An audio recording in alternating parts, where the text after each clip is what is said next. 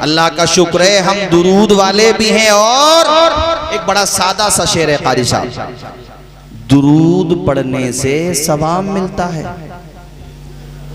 दुरूद पढ़ने से सवाब मिलता है और सलाम करने से जवाब मिलता है। वाह वाह सुभान। तो दुरूद भी और सल्लू अलैहि वसल्लिमू, दुरूद भी पढ़ना है और सलाम भी। जोर से बोलिए, दुरूद भी पढ़ना है और इसीलिए आप ज्यादा से ज्यादा, बल्कि मैं तो मशवरा देता हूँ, अल्लाह अपने करम से मुझ गुनाहगार को भी तौफीक रफीक अता फरमाए। मैं तो कहता हूँ इंसान को कम से कम 24 घंटे में क्या कम से कम 100 मरतबा तो दुरूद पाक पढ़ना चाहिए। ऐ लोगों, पास नमाजी आपको मिलेंगे, हमारी माएँ बहनें मिल जाएंगी, बहुत सारे बुजुर्ग मिल जाएंगे, जवान मिल जाएंगे, जो अल्लाह की दी हुई तौफीक से 1000 मरतबा 500 मरतबा 5 हज़रात इससे भी ज्यादा पाबंदी के साथ दुरूद सलाम पढ़ते हैं। मेरे साथियों, इश्क मुस्तफ़ा बेदार होता है दुरूद पढ़ने से, ईमान मजबूत होता है दुरूद पढ़ने से, आपका रिश्ता रसूल पाक से मजबूत होता है दुरूद पढ़ने से। ज्यादा से ज्यादा इंसान को पढ़ना चाहिए। अल्लाह अल्लाह, काश ऐसा हो जाए जब मौत का परवाना आए, दुनिया से हम जा रहे हो, जबान पे कलमा भी जारी हो रहा हो और सलातो सलाम भी जारी हो रहा। सुभान अल्लाह, माशाअल्लाह माशाअल्लाह। मेरा लाशा भी कहेगा सलातो सलाम, जरा ऊंचा बोलो, मेरा लाशा भी कहेगा, ऐसा हो जाए काश। अच्छा, मैं एक कारी साहब, ये बात अभी अचानक मुझे याद आई, मरीज की सीरियस जब बहुत ज्यादा खराब हो जाए और ऐसी हो कि अब बचने के हालात नहीं है, तो उस मौके पर मेरा क्या अपना मशवरा है, ज़रूरी नहीं आप इत्तेफाक करें, मगर मैं मशवरा दे रहा हूँ, चूँकि मैंने नज़ा के आलम में मरीज़ों को अस्पताल में भी देखा है। तो होता यह है कि चलो अस्पताल में पहले से एडमिट थे तब तो बात अलग है, तब तो खैर लेकर नहीं आते।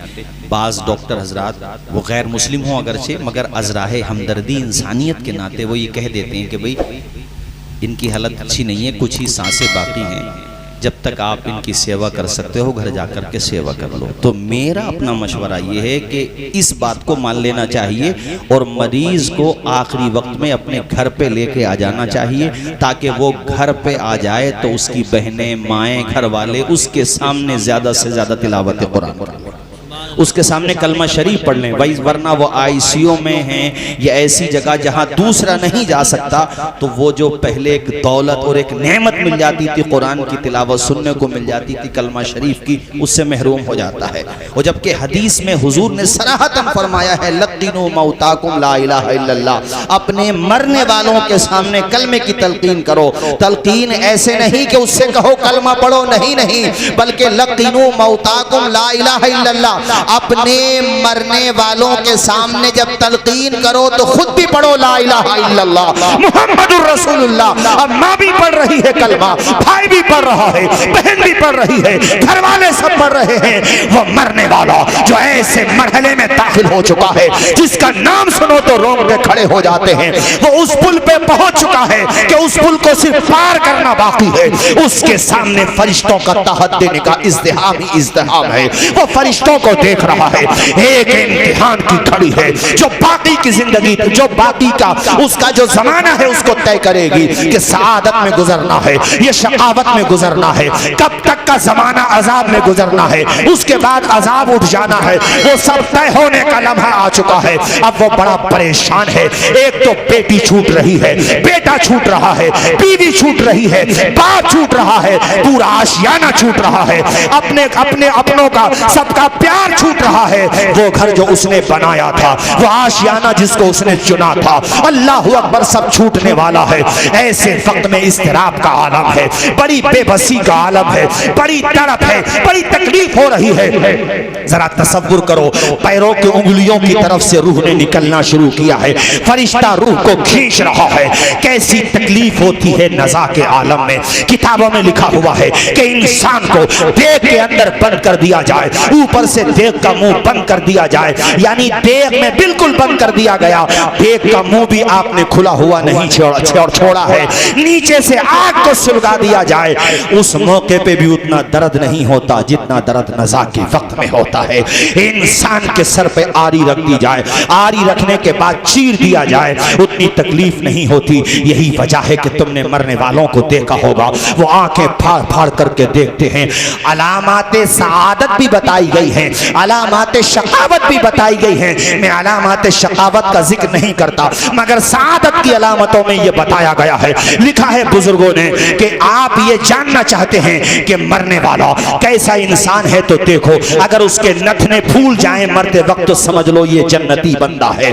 अगर उसके पसीना आ रहा हो, खास तौर पे उसके माथे पे पसीना हो, तो ये नेक बख्ती की अलामत है। ऐ मेरे साथियों, और भी अलामतें बताई गई हैं, मगर मैं इख्तिसारन आपके सामने बताऊं कि कैसे तकलीफ में है, कैसी मुसीबत के वक्त में गिरफ्तार है। अब उसने देखा मेरी माँ भी पढ़ रही है, मेरा बेटा भी पढ़ रहा है, मेरी बहन भी पढ़ रही है, सब के सब जो पढ़ रहे हैं वो ये पढ़ रहे हैं ला इलाहा इल्लल्लाह मुहम्मदुर रसूलुल्लाह। ये सदा उसके कानों से टकरा रही है, अपने अजीजों की जबान से उस वक्त वो जारी देखेगा। अल्लाह के करम से उम्मीद है कि वो भी पढ़ने लगेगा। और ये हदीस में आया, मन क़ाला ला इलाहा इल्लल्लाह इंदा मौतिही दखलल जन्ना, जिसका आखिरी कलमा ला इलाहा इल्लल्लाह होगा वो जन्नत में दाखिल हो जाएगा। सुभान अल्लाह, माशाअल्लाह। इसलिए मैंने कारी साहब ये मशवरा दिया कि अपने अजीजों को मत ले जाओ, सीरियस हो जाए तो हालत। अगरचे मामला ये होता है कि नहीं लेके जाएं तो समाज के लोग कहेंगे, मगर समाज को मत देखो, अपने बाप की आखिरत को देखो। मैं जानता हूं कि अस्पताल में भी ऐसी सिचुएशन में डॉक्टर लोग कहते हैं कि भाई अपने अजीज़ों को बुला लो, मैं ये बात भी जानता हूं, मगर कभी कभी ऐसा होता है कि वो कलमा भी नहीं सुन पाते। हालांकि अल्लाह के करम से उम्मीद है कि अल्लाह चाहे तो उन्हें तौफीक मिल जाएगी कलमा पढ़ने की, मगर आखिरी वक्त में जो वो तिलावत सुनते, वो बेटा जिसको उसने कुरान पढ़ाया, माशाअल्लाह हमारे हारून भाई मरहूम, उनके बेटे, मुझे मैं यकीन के साथ कह सकता हूँ कि अपने वालिद साहब की कब्र पे कुरान पढ़ने जाते होंगे, यकीन वो जाते हैं, वो सब जाते हैं। ये कितना बड़ा इनाम है। एक बेटा, वो अल्लामा जलालुद्दीन सुयूती अल-मुतवफ़्फ़ा 911 हिजरी, उनकी बड़ी मशहूर किताब है शरह सुदूर, उसमें एक वाक़या है कि एक जवान अपनी माँ से बड़ी मोहब्बत करता था, यानी फर्मा बरदार था। माँ का इंतकाल हो गया तो किताब में है, अल्लामा जलालुद्दीन सुयूती लिखते हैं कि वो हफ्ते में एक दिन तो कब्र पे ज़रूर जाता था, एक या दो दिन, बहरहाल वो जाता था और अपनी माँ की कब्र पे कुरान शरीफ पढ़ता, इसाले सवाब करता, अल्लाह की तौफीक से जो मयस्सर आता वो पढ़ता। एक दिन उसकी किस्मत का सितारा चमका और अल्लाह के करम से बंजर ज़मीं पे नूर की बरसात हो गई, ख्वाब में माँ से मुलाकात हो गई। ख्वाब जैसे झूठे होते हैं, सब झूठे नहीं होते, सच्चे भी होते। सच्चों की पहचान क्या है? दिल खुद बता देता है ख्वाब सच्चा है, दिल खुद गवाही दे देता है कि ये ख्वाब सच्चा है। फजर के वक्त पे नजर आए या किसी और वक्त में भी, लेकिन दिल मुतमईन होगा कि ये ख्वाब है सच्चा। ख्वाब सच्चा था, माँ को देखा। इस तबरक, अल्लामा जलालुद्दीन सुयूती के अल्फाज ये हैं कि इस तबरको सुंदुस जबरजदो याकूत के तख्त पे माँ तशरीफ फरमा दी। नूर का समा था, माँ को इतने दिनों के बाद ख्वाब में देखा था। फर्मा बरदार बेटा तो एक हफ्ता माँ को न देखे तो परेशान हो जाता है, और इसने तो इतने ज़माने के बाद माँ को देखा। कदमों से चिमट गया ख्वाब में, कहता है बेटा कि मैं कदमों से चिमट गया। इस लड़के का नाम था उस्मान, इसके बाप का नाम था सौरा, तो मुकम्मल नाम हुआ उस्मान इब्ने सौरा। अपनी माँ के कदमों से लिपट के अपना दर्द दिल कहने लगा। उसकी तफसील इस तरह से बनेगी कि माँ तू क्या गई, बहारें ख़त्म हो गई। माँ पहले तू थी, घर में दिल लगता था, अब तू नहीं है तो घर में जी ही नहीं लगता। और ये बात सच है, बाप हो या माँ, अगर वो दुनिया से चले जाएं, सब कुछ हो, मगर माँ या बाप ना हो तो खुदाई कसम ऐसे लगता है जैसे घर काटने को दौड़ रहा हो। अब कोई डांटने वाला नहीं रहा, कोई गलतियों पे तंबी करने वाला नहीं रहा। अगर हम आने में लेट हो गए, असमौली से, संभल से, बहजोई से, जोया से, कोई फोन करके पूछने वाला नहीं रहा। किसी ने पूछ लिया तो उसका एहसान है, मगर उस हस्ती की तरह अब नहीं रहा कि आधा घंटा भी लेट हो गए तो 10 कॉलें कर दी, बेटे आए क्यों नहीं अभी तक। शेर तो सादा सा है मगर सच्चा है कि उनके होने से बख्त होते हैं, बाप घर के दरख्त होते हैं। तुम्हारे घर में दरख्त हो और सहन में से तुम वो पाखड़ का दरख्त, वो पीपल का दरख्त, वो नीम का दरख्त, वो जनाबे वाला पिलखन का दरख्त, वो आम का दरख्त जिस पे चिड़ियाँ चहचहाती थी, जिस पे फल भी आते थे, वो दरख्त अचानक कट जाए तो क्या तुम्हारा सहन उजड़ा हुआ सा नहीं लगता? एक दरख्त कटने से घर वीरान हो जाता है, एक बाप के जाने से घर पे क्या उदासी छाती है, आप तसव्वुर कीजिए। आज बात आ गई तो बरसबील तस्करा मैं आपके सामने जिक्र करता हूँ। मेरे वालिद मरहूम का उस साल इंतकाल हुआ रमज़ान में 11 तारीख में, जिस साल मेरी दस्तार बंदी थी। मैं अल्लाह की कसम लेके स्टेज पे कह रहा हूँ 1 साल तक, बल्कि ज़्यादा, लेकिन मैं एहतियात के साथ कह रहा हूँ जुमला इधर उधर ना हो, 1 सवा साल तक अल्लाह की कसम लेके कहता हूँ एक दिन ऐसा नहीं गुजरा जिस दिन मैं रोया नहीं। बाप ऐसी दौलत होती है। तो हम अबुल हसनात भाई और इनके घर वालों के दर्द को समझ सकते हैं। हमारे हज़रत मौलाना असनाद साहब के वालिदे मरहूम, अल्लाह उनको भी जन्नत में आला मकाम अता फरमाए। ऐसा सहारा होता है। ये तो दुनिया बेकदरी है जो माँ बाप की कदर नहीं करती। बेकदरी करने वालों को कह रहा हूँ, लेकिन कदर करने वाले आज भी मौजूद हैं। हमारे कारी साहब हैं माशाल्लाह, मैं इस मामले की तारीफ़ करूँगा। सफ़र में रहते हैं, मैंने देखा है रात में भी इनकी वालदा फ़ोन करके पूछती हैं कहाँ पे आ गए, तो बल्कि मैं इनसे हंसता भी हूँ। माँ बाप ऐसे ही होते हैं। रावा बुजुर्ग वालों, जहाँ तक मेरी आवाज़ जा रही हो, मैं सबसे कहता हूँ अगर तुम्हारे माँ बाप जिंदा हैं तो उनकी कदम बोसी कर लो। मैं दस्त बोसी को नहीं कह रहा हूँ, कदम बोसी को कह रहा हूँ। जिन आवाज़ों से आज तुम नफरत करते हो, एक दिन वो आएगा कि उनकी कब्रें तो नजर आएंगी, उनकी आवाज़ सुनाई नहीं देगी, कान तरस जाएंगे उनकी आवाज़ सुनाई। आज कभी बाप ने सुबह के वक्त में आकर के तुम्हें उठा दिया कि बेटे चल नमाज पढ़ ले, तो तुमने बाप को धुतकार दिया। नाफरमान औलाद भी बहुत पैदा हो रही है आज हमारे माशरे में। फरमा बरदार तो हैं ही अल्हम्दुलिल्लाह, मगर जो नाफरमान है मैं उनके लिए कह रहा हूँ कभी भी अपने बाप पे अपने ज़बान की सख्ती न दिखाओ। माँ तो माँ है, माँ का मैं क्या जिक्र करूँ, माँ का तो मकाम बाप से भी ज़्यादा होता है मेरे साथी। मगर बाप का जिक्र इसलिए कर रहा हूँ कि आज अबुल हसनात और उनके तमाम भाइयों के वालिद मरहूम के हवाले से इसाले सवाब का प्रोग्राम है। तो बाप के जाने से भी जो खला पैदा होता है, कभी महसूस करो कि आप असमोली गए और किसी वजह से मोबाइल स्विच ऑफ हो गया, आपने मोबाइल चार्ज नहीं किया, पावर बैंक नहीं था आपके साथ, आप रुक गए वहीं पे असमोली में या जोया में, अमरोहा में। अब वो घर पे आपने इत्तला नहीं दी। मैं खुदा की कसम लेके कहता हूँ तुम्हारी माँ और बाप पूरी रात तुम्हारा इंतज़ार करेंगे, पूरी रात। यार मोबाइल नहीं लग रहा, पता नहीं क्या बात है, बल्कि रोड हो सकता है मदाले तक पहुँच जाए, ये इधर असमोली तक, क्या आया क्यों नहीं अभी तक। माँ पूरी रात सजदे में रहेगी, बाप पूरी रात रोता रहेगा। मुनव्वर राना साहब ने इन 4 मिसरों में ऐसे लगता कलेजा निकाल के रख दिया हो कि बहुत ऊंची इमारत हर घड़ी खतरे में रहती है, बुलंदी देर तक किस शख्स के हिस्से में रहती है। ये ऐसा कर्ज है जिसको अदा में कर नहीं सकता, मैं जब तक घर न पहुंचूं माँ मेरी सजदे में रहती है। हजरात, ये बातें मैंने ज़िम्नन कही हैं। और अबुल हसनात भाई को तो मैं बहुत, इनके पूरे परिवार को, चूँकि मेरे वालिद साहब से भी ऐसे ही ख़ास मामला था, और कारी लियाज साहब तो हमारे भाई हैं माशाअल्लाह, और हमारा रिश्तेदारी का भी मामला है, फर्मा बरदार है माशाअल्लाह अपने वालिद साहब के। और मौलाना असनाद साहब ने जो आपकी तवज्जो दिलाई है, इशारतन उसका ख्याल रखना। वालिद मरहूम का हक़ ये होता है, वालिद मरहूम हो या वालदा मरहूमा हो या दोनों मरहूमैन हो, उनका हक़ ये होता है कि वो काम करते रहो, भले काम जो तुम्हारे वालिद मरहूम करते थे, उसमें कमी नहीं आना चाहिए बल्कि इजाफा हो जाना चाहिए। तो उन्होंने रहमतुल उलूम को या दीगर इदारों को जो मोहब्बतों का खिराज पेश किया वो बरकरार रखो। बहुत अच्छी बात कही है, वाह वाह। ताकि जब मरना तो सबको है, मर के जब कब्र में जाना हो तो उनके सामने शर्मिंदगी का एहसास ना हो, बल्कि उनकी रूह आपकी रूह का इस्तेकबाल करे।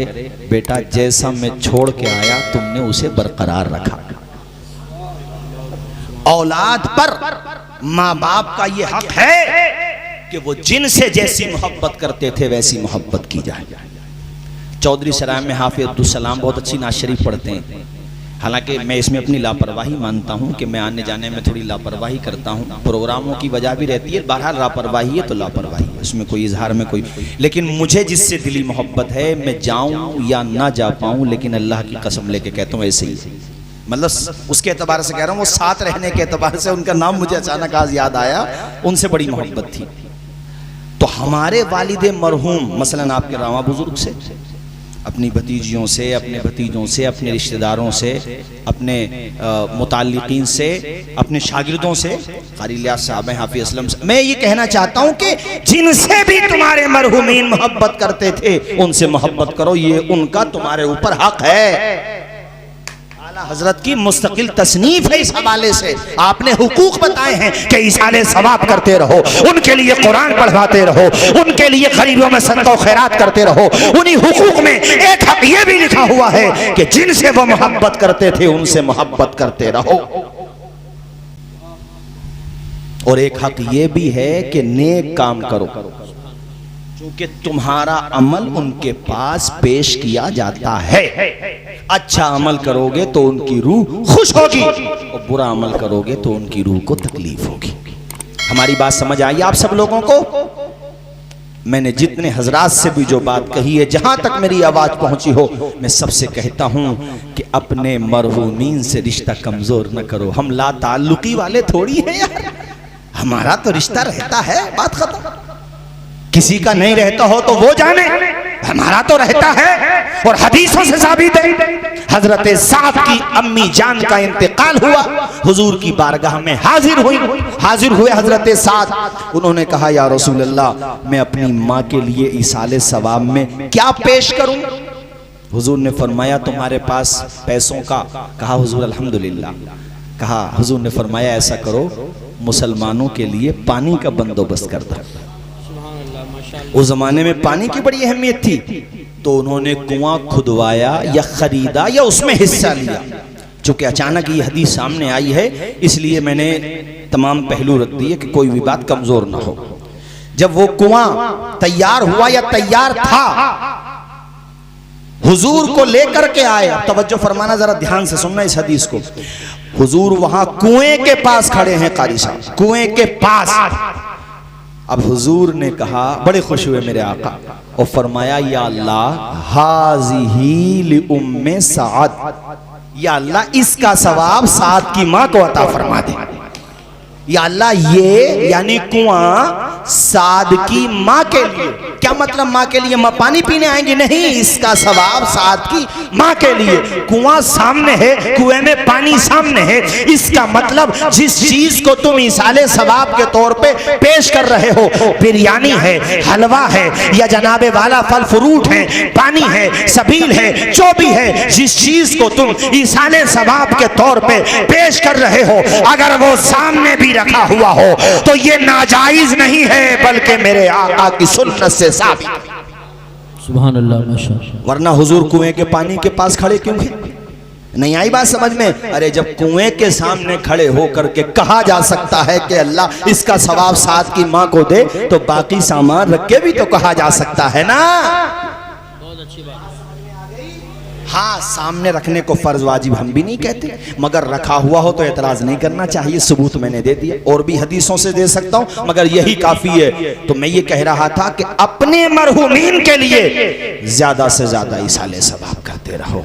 हजरत उस्मान इब्ने सौरा कहते हैं, मैंने अपनी माँ को इस तबरको सुंदुस जबरजदो याकूत के तख्ते नूर पे बैठा हुआ देखा, मैं बड़ा खुश हुआ। माँ के कदमों से चिमट गया, ख्वाब में ही सही माँ को देखा तो सही। फर्माबरदार औलाद शादी के बाद भी कुछ कमा के लाते हैं तो माँ बाप के हाथ पे रख देते हैं। अच्छा कारी साहब वो खाएंगे क्या माँ बाप? बस दिल बढ़ जाएगा, दिल बढ़ जाता है। बिल्कुल सही कहा कारी साहब ने, माँ बाप का दिल बढ़ जाता है। यार ये 40 साल का हो गया भला आदमी, बाल बच्चों वाला है, मगर आज भी बाल बच्चों वाले हो गए और अब्बा ने बाल बच्चों के सामने डांट दिया, किसी के भी सामने डांट दिया, तुमने कोई जवाब नहीं दिया, गर्दन झुका ली। उस टाइम पे तो अब्बा जी गुस्से में थे, लेकिन बाद में जब नमाज पढ़ के आएंगे ना तो रहमतुल उलूम के दरवाजे पे कहेंगे अपने हम उम्रों से, यार लड़का हमारा है बहुत फर्माबरदार, कुछ भी कह दो पलट के कुछ नहीं कहता। उम्र बढ़ जाएगी तुम्हारे अब्बा की। समझ में बात आई? कलेजा ठंडा हो जाएगा बाप का। अरे बाप की बात का, माँ की बात का ए दुनिया वालों क्या बुरा मानना। ये तो अब रिवाज पैदा हो गया कि 1 महीना बड़े भैया खिलाएंगे अब्बा को, 1 महीना छोटे भैया, क्या क्या है? यानी उन दोनों ने फाके करके पेट काट के 10-10 बेटों को पाल दिया, शादी कर दी, अपने कपड़े ना बनाए ईद पे माँ बाप ने, तुम्हारे बनाए।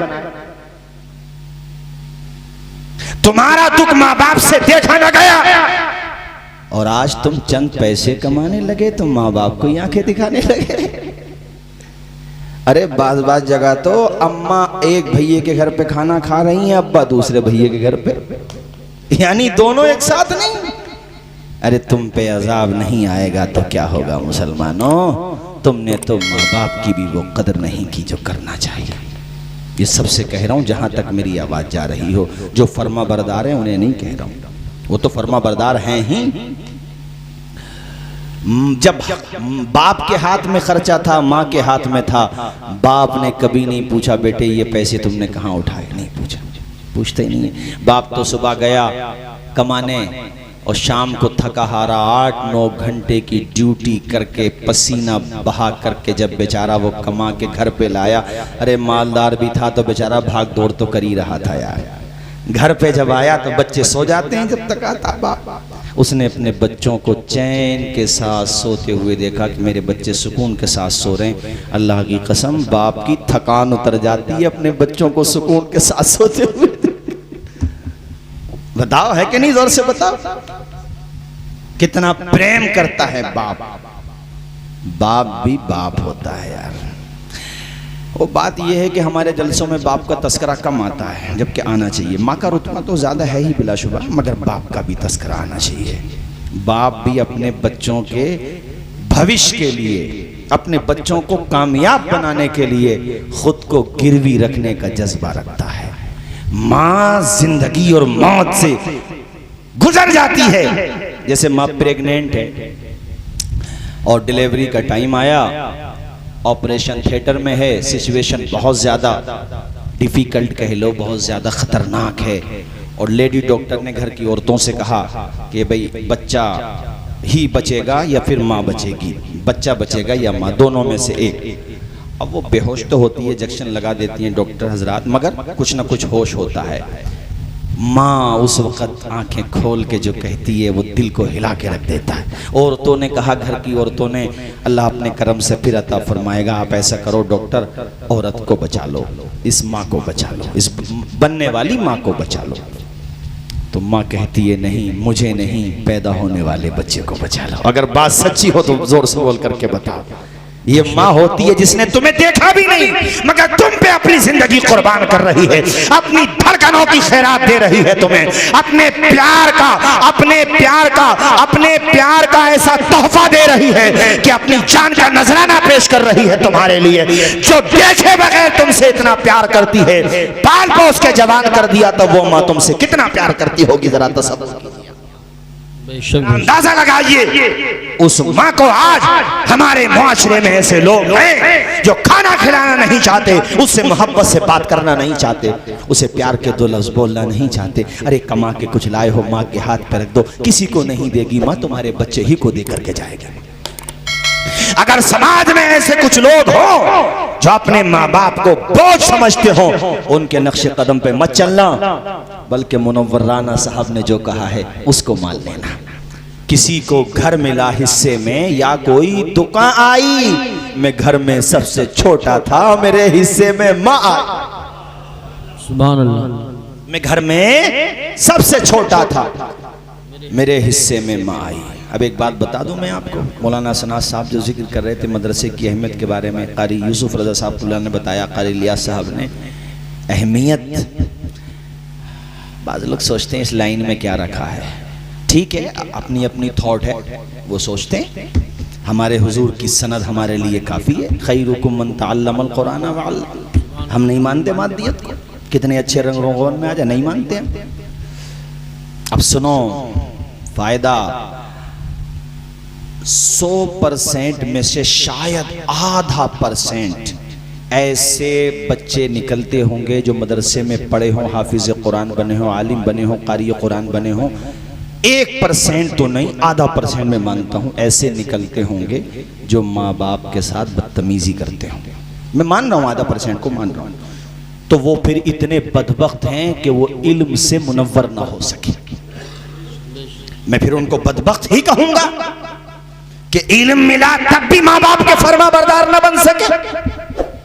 लेकिन आधा %, बाकी 90% और 50 भी जोड़ो उसमें, ऐसे हैं कि जब बाकी भाइयों ने माँ बाप को बेसहारा कर दिया तो मदरसे का पढ़ा हुआ हाफिज कुरान, कारी कुरान, आलिम दीन अपने माँ बाप के लिए ढाल बन गया। तुम खाना ना खिलाओ, पैसे भी ना दो, माँ बाप की खिदमत मैं करूँगा।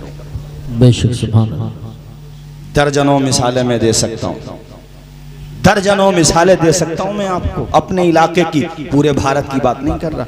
बाकी भाइयों ने जब बेसहारा छोड़ दिया माँ बाप को तो मदरसे का ये सदका है। अब मुझे बताओ, मदरसों की ज़रूरत है कि नहीं?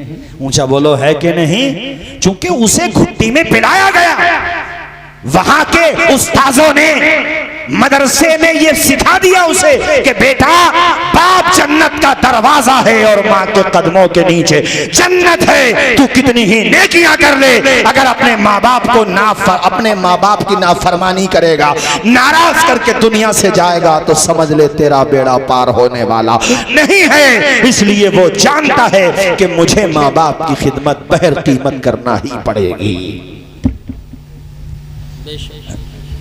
ये फसाना नहीं हकीकत है, अपनी माँ से, अपनी माँ से जिसे मोहब्बत है। गौरे से पे तू क्यों नहीं कहता, माँ के कदमों के नीचे जन्नत है। जरा जोर से बोलिए, माँ के कदमों के नीचे। खैर मेरे साथ तो नहीं आए, मगर आपके साथ सज्जाद निज़ामी साहब मरहूम आए होंगे, चूँकि जिस वक़्त वो पढ़ते थे उस वक़्त हम भी मदरसे में पढ़ा करते थे। जब वो जलसों में कलाम पढ़ते थे तब हम मदरसे में पढ़ा करते थे। मगर आपके साथ तो माशाल्लाह बहुत प्रोग्राम किए उन्होंने। सज्जाद निज़ामी साहब, माँ बाप के लिए उनके 2 मिसरे सुनाऊँगा। 2 मिसरे में आपको सुनाता हूँ। मैंने पढ़े भी बहुत ने जलसों में, मगर बड़ी सच्ची बात कही है। वो जीते जी दुनिया में जन्नत का मजा लेंगे, वो जीते जी दुनिया में जन्नत का मजा लेंगे, वो जीते जी दुनिया में जन्नत का मजा लेंगे, जन्नत का मजा लेंगे।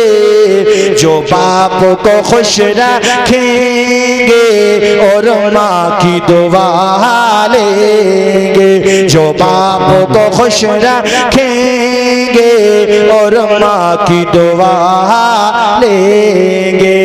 अल्लाह अल्लाह। हजरत उस्मान इब्न सौरा ने कहा, अम्मी जान तुम क्या आई, घर की बहारें खत्म हो गई। जब तक आप बकायदे हयाती बड़ा दिल लगा करता था, माँ आप घर में जी नहीं लगता। ऐ मेरी माँ मुझे ये तो बता, मैं तेरी कब्र पे फातिहा पढ़ने आता हूँ, तुझे पता चलता है या नहीं? माँ मैं तेरी कब्र पे जब फातिहा के लिए आता हूँ इसाले सवाब के लिए, तो माँ तुझे पता चलता है या नहीं? माँ ने अपने बेटे की पेशानी नहीं चूमी होगी? यकीनन चूमी होगी। कहा बेटे कब्र पे आने की बात करता है। ये जो वाक़या मैं आपको सुना रहा हूँ अल्लामा जलालुद्दीन सुयूती की किताब शरह सुदूर के अंदर लिखा हुआ है। कहा बेटे कब्र पे आने की बात करता है, मैं तेरी माँ हूँ, तू घर से निकलता है, खुदा के करम से मुझे इत्तला दी और मेरी रूह तेरा इंतजार करती है, मेरे कलेजे का टुकड़ा आ रहा है। ये वाक़या सुनाने का मकसद ये है कि बाप की रूह कब्र पे जाओ, माँ की कब्र पे जाओ, कभी ये न सोचो कि वो हमें नहीं देख रहे हैं। ऐसा नहीं है, वो देख रहे हैं, हम उन्हें नहीं देख रहे हैं, मगर वो हमें, अरे तुम्हारे नालैन, तुम्हारे पाँव में जो जूतियां हैं उसकी आवाज तक सुन लेती है रूहें। इस पे दलाइल लखनऊ में बहुत ज़्यादा अल्हम्दुलिल्लाह आला हज़रत का पूरा रिसाला मौजूद है सिमाई मौता के नाम से। अल्हम्दुलिल्लाह आला हज़रत इमाम अहले सुन्नत ने दलाइल के अंबार लगा दिए, अल्लाह का शुक्र। हजरात कहा अच्छा माँ तो मेरे आने से तुझे सुकून मिलता है? कम बेटे सुकून मिलता है। माँ ने जो जुमले कहे वो सुनो। कहते हैं मेरे आस पास की जो रूहें हैं, जो अरवाह हैं, वो मुझे मुबारकबाद देती हैं, ए खातून बेटा हो तो फिर ऐसा जैसे अल्लाह ने तुझे अता फरमाया। वाह वाह वाह। तो तुम भी ऐसे ही बेटी और बेटों को तरबियत दो कि बेटियां घर से कुरान पढ़ के इसाले सवाब करती रहें, सत्ता और खैरात भी करें, और बेटे कब्र पे जाके कुरान पढ़ते रहें। उस्मान ने कहा ए माँ और रूहें कहाँ बेटे? और रूहें भी मुझे, और जब तक तू यहाँ रहता है तू मेरे लिए इसाले सवाब करता है और मैं खुदा से तेरे लिए दुआ करती रहती, और किसी दिन आने में ताखीर हो जाती है तो मैं तेरा इंतजार करती हूँ। अब जो जुमला माँ ने कहा वो सुनो, उसी पे मेरी तकरीर खत्म। कहा माँ मुझे कुछ वसीयत कर दे। खाम माँ ने जो वसीयत की वो उस्मान इब्ने सौरा के लिए नहीं थी सिर्फ, वो हर माँ की हर बेटे के लिए, बेशक सुभान अल्लाह, हर बाप की हर बेटे के लिए है, हर अजीज की अपने अजीज के लिए है। क्या नसीहत थी वो भाईजान? नसीहत ये थी बेटे जब तक, सुनो साहिबो इसको ध्यान के साथ सुनो, अल्लाह मुझ गुनाहगार को भी तौफीक दे कि अपने मरहूमीन की कब्रों पे जाके इसाले सवाब किया करें ज़्यादा से ज़्यादा। अजीज़ों का कुछ नहीं पता। अभी हमारे फारूक भाई थे राय सत्ती पे, इमरान भाई, हाँ बड़ी खिदमत करते थे दीन की। 4-5 दिन पहले फ़ोन पे बात हुई और एक दिन फ़ोन आया इंतकाल हो गया। कुछ नहीं पता ज़िंदगी का।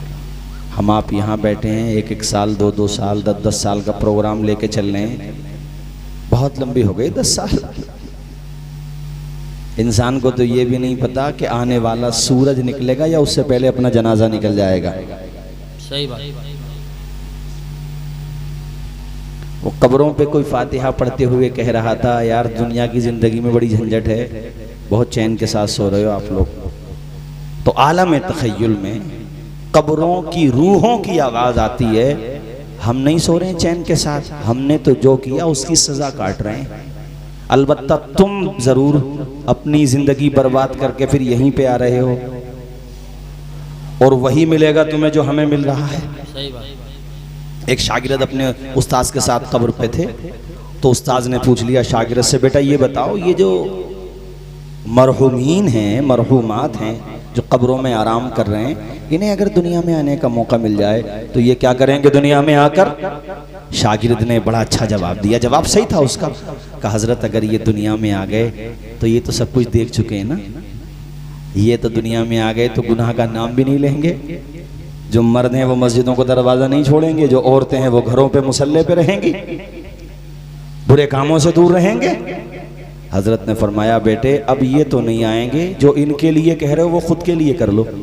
क्या बात है, वाह सुभान अल्लाह। नहीं आई बात समझ में? क्योंकि ये तो पहुंच गए वहां, तुम्हारा पहुंचना बाकी है, और पहुंचोगे जरूर, पहुंचोगे। मैयत को दफन करते हैं, सब कहते हैं कि अरे जरा देख लेना चेहरा किबले की तरफ है कि नहीं। बाद मरने के सबको फिक्र है कि चेहरा किबले की तरफ है नहीं, इतनी ही फिक्र अगर जीते जी भी कर लें तो। सुभान अल्लाह। और जो ऐसी फिक्र करते हैं जनाजे उनके ताजुश शरिया की तरह होते हैं कि जब जनाजा उठा बरेली में तो सदा पूरी दुनिया में गुलाम क्या लगा रहे थे, लहद में इश्क़ रुखे शह का दाग लेके चले, अंधेरी रात सुनी थी चराग लेके चले, अख्तरे कादरी खुल्द में चल दिया, खुल्द वाहे हरे कादरी के। सुभान अल्लाह माशाअल्लाह। कहा बेटे मेरी वसीयत ये है तेरे लिए, वो वसीयत मैं आपको सुना रहा हूं। माँ क्या का बेटे जब तक तेरे जिस्म में, तवज्जो से, कब्र पे आने की ताकत रहे मेरे लाल इस सिलसिले को मौकूफ मत करना। सुभान अल्लाह। ये माँ कह रही है बेटे से, ए बेटे तू कब्र पे आता है मेरी रूह को सुकून मिल जाता है। तो माँ की वसीयत उस्मान इब्ने सौरा के लिए थी, उनकी माँ की। हम सब के मरहूमीन हमसे भी यही कह रहे हैं कि दुनिया में इतने मगन न हो जाओ कि अपने बाप को बुला बैठो, इतने मस्त न हो जाओ दुनिया में, अरे हम ही को देख लो, हम ही क्या लेकर के आए हैं दुनिया से। इतने मगन न हो जाओ कि अपने बाप की रूहों को इसाले सवार न कर सको। जहां तक मेरी आवाज जा रही है, जहां तक जाएगी, सबसे कहता हूं कि अपने मरहूमीन की कब्रों पे जाया करो, इसाले सवाब किया करो। और ये जैसे मदाला के कब्रिस्तान है, अपने रामा बुजुर्ग के कब्रिस्तान, कभी कुछ हिस्से ऐसे हैं कि वहाँ से आम शाहराह गुजरती है, यानी वहाँ से आम तरीके से रास्ता है, तो आप लोग गुजरते ही हैं तो मोटरसाइकिल की रफ्तार थोड़ी कम कर लो और 3 मरतबा कुल हुवल्लाह शरीफ पढ़ लो और दिल ही दिल में नियत कर लो, या अल्लाह जो पढ़ा है इसका सवाब इन सब अहले ईमान को अता फरमा दे मेरे मालिक। आज तुम उनके लिए साले सवाब करके जाओगे, तुम्हें भी सवाब मिलेगा। अल्लाह ऐसे लोगों को पैदा फरमाएगा जो तुम्हें साले सवाब करेंगे। अल्लाह पाक हुस्न अमल की तौफीक अता फरमाए।